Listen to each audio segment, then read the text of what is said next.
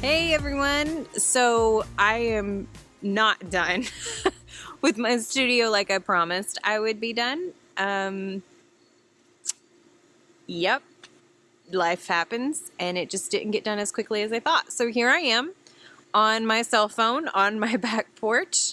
I didn't want to leave you hanging on content, even though I said that I was going to be back this week, back in studio, and I was going to do a studio reveal. Obviously, the studio reveal isn't happening, but that doesn't mean that I can't give you something to bide your time until next week, if not sooner, hopefully sooner. But I'm making no promises at this point because my first promise didn't come through. So sorry. Do you see my little, look at this. This is Mae West, and she is definitely a diva. Like she lives up to her name big time. That's why she got her name. It was between that or Elizabeth Taylor, because she's got this look. Look at these eyes. Kime. She's like, no, just pet me. Anyway, she's got like Elizabeth Taylor eyes, but she's got Mae West personality.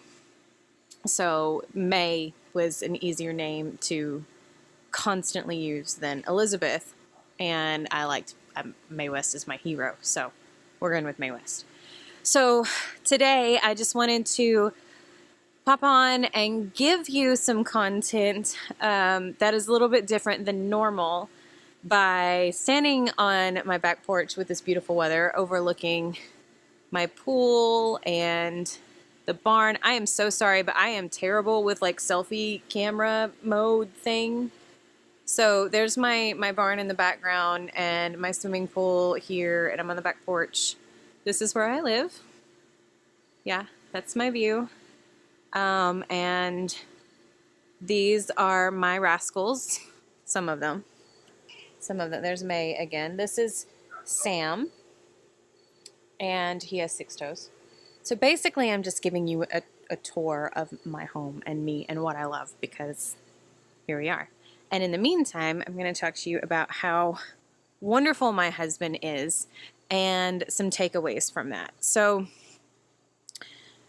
a few points that I want to talk about as far as what to look for in a good man and a good husband or a good spouse is how considerate they are to other people and how considerate they are to animals.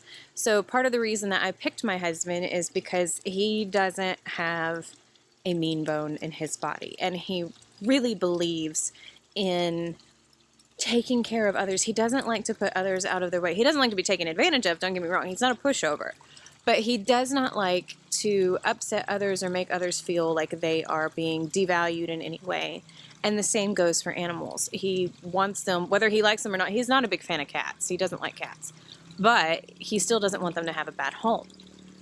That kind of compassion that a human being can show for other living creatures is a really good telltale sign on how you're going to be treated in your relationship.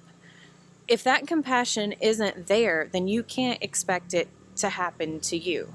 Oh, can you hear that in the background? He's home. He just rode his dirt bike down to our other barn on the other side of the property, and he just came back up.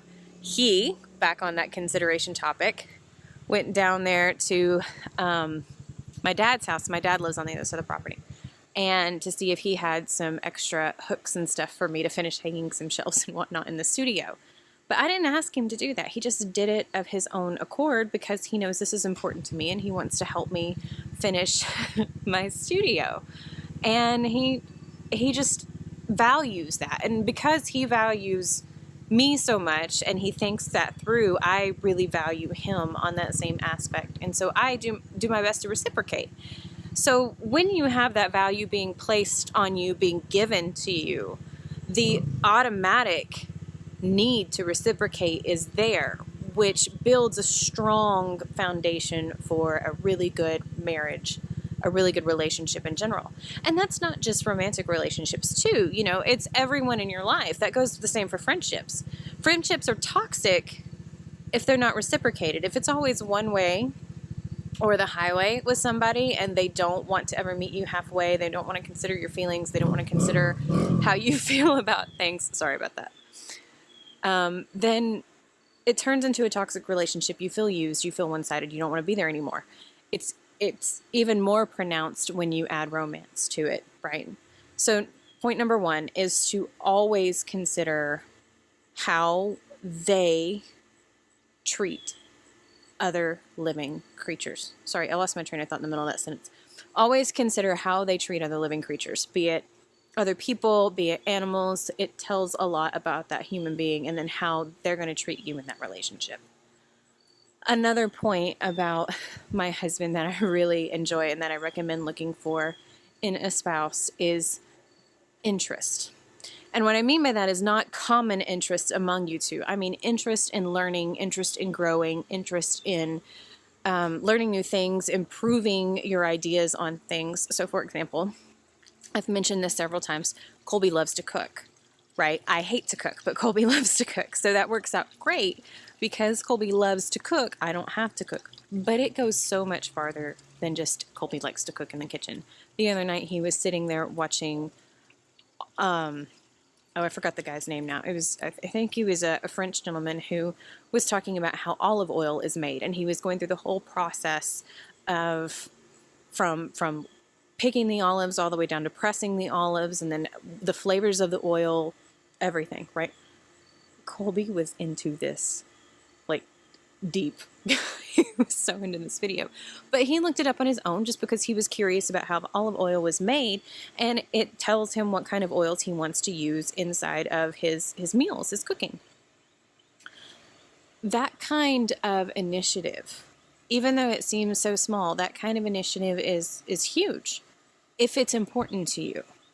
If you're a person who enjoys learning new things, who enjoys growth, who actually uses a smartphone for more than texting and social media and applies Google, then that's something you need to look for in your spouse is what kind of ambition do they have? What kind of motivation do they have? Are they constantly on the move to learn something new? Are they constantly reading something or watching something different so that they can improve a skill? Or are they stagnant?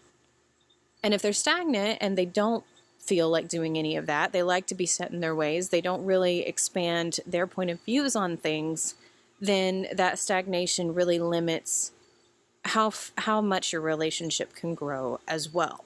So if you're a person that likes that growth and you like to learn new things, you like to talk to new people, or you like to go to new places or study new cultures or whatever it may be, then look for someone who also does that. Because if it's someone who just wants to come home, turn on the TV every single day and veg out, go to work and then come home and do that same routine, there's nothing wrong with that for them. But if you're not one of those people, then that relationship isn't going to work because the stagnation is going to drive you insane. And then there's going to be friction and there's going to be conflict. So when you're looking for a spouse, or when you're dating someone and you're going, okay, are we really a good fit? You know, are we still in our early stages of a relationship? Do we really know if we want to be together? Or are we about to take it to the next step? We're about to get really, really serious. Do I really want to go there? Those are a couple things to consider. Again, compassion towards other living things and growth and motivation, ambition to match your own. Those are two massive things that will make a huge difference in your relationship. It doesn't necessarily mean that you have to have the same interests. It means that you both have to be open-minded to learn different interests. That is key. It can't be one-sided, and it can't be always wanting to learn, you know, what you want to learn, or he's only wanting to learn what he wants to learn, but neither one of you want to meet in the middle. It's okay to have those separations, but you also need to have those new learning experiences together so that you can experience growth together. I'm being severely chewed out by my cat right now. Yeah. This little boy is walking through my feet. So the third thing, I'm just going to keep it to 3 points. The third thing that I wanted to discuss about what to look for in a spouse is temperament. So I don't know if you got this, but I'm extremely high-strung. I'm an extrovert. When I was younger, I had a really short fuse, like almost no fuse. And now I have a fuse. It's a lot longer than it used to be. I learned how to contain my temper, to be a little bit more diplomatic. And Colby, on the other hand, when we first met, had the longest fuse in the whole wide world. His has gotten a little bit shorter, but his temperament was actually a really good pair to mine, and I had no idea that someone with that much patience and that much diplomacy was what I needed when I was dating. So it actually worked out really well because my temper was extremely short. He kept me level. He would ask me to think about it from a different perspective. He would ask me to check myself, to calm down, to take a few breaths beforehand. And when he did that, it actually started checking my temper. Actually is my favorite word. Sorry, guys. He started making me realize to check my temper. And when he did that, it opened up a whole new side of me that I didn't even know was there. On the flip side, because he had the longest fuse in the world, and he's been with someone who doesn't have a long fuse, and who is quick to jump to conflict sometimes, not necessarily with him. I mean, it doesn't matter. I am kind of quick on that one sometimes. He has gotten to where he stands up for himself a whole lot more, and he doesn't back down from conflict near as much as he used to, and he is willing to go, to stand up for what he believes in a lot stronger than he would have in the past. In the past, he would have just, kind of nodded, kept to himself, and then voiced his opinion later. Now he doesn't have a problem saying it to someone. He's still not rude. He's not heavily confrontational, but he is one that, we can agree to disagree. He's not going to fault you for your opinion as long as you don't fault him for his, but he is going to stand up to you now. So those two temperaments complemented each other, right? If he had been a short fuse and I had been a short fuse, it would have been just constant fighting all the time. And I can tell you that from experience because I dated a guy who was a short fuse, and it almost turned into an all-out brawl on several occasions. And so obviously we're not together anymore, and that was a very short-lived relationship. That temperament mattered. It mattered largely because two short tempers don't go well together. And especially if neither one is good at being a diplomat, you don't have anything else to learn diplomacy from. Like I learned diplomacy from my husband, other experiences through life as well, but he's so calm and his energy is so mild that it was able to keep me calm even when I was getting high strung. That doesn't always happen if your temperaments don't complement each other. They don't have to match, they have to complement each other. There is a difference. So like I said, if I had a matching temper that was a short fuse, it didn't work out well, we always got in a fight. The same for if you have a long fuse.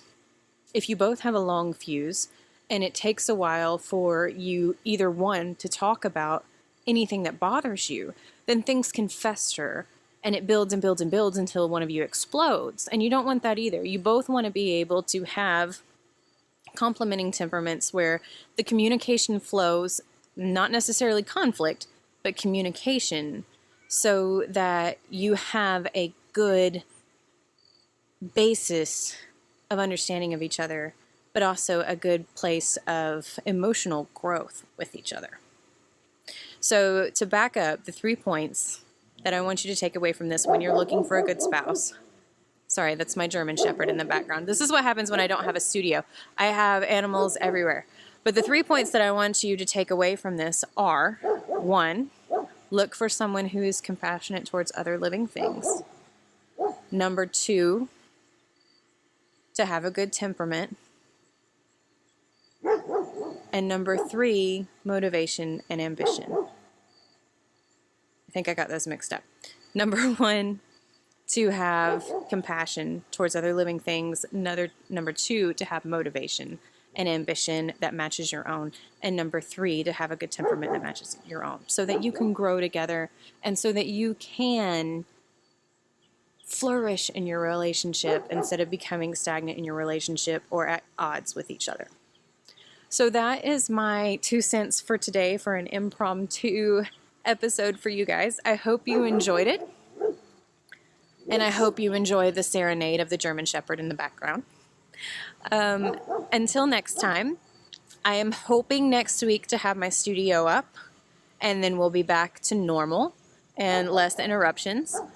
In the meantime, though, please feel free, if you really enjoy this content, to subscribe, like, comment, share this video with your friends, share this podcast with your friends if you're just listening to the podcast. And I will talk to you next week. I have so much to tell you guys when I do get on next week, so I'm really excited. Stay tuned, and we'll do the studio reveal soon. Bye.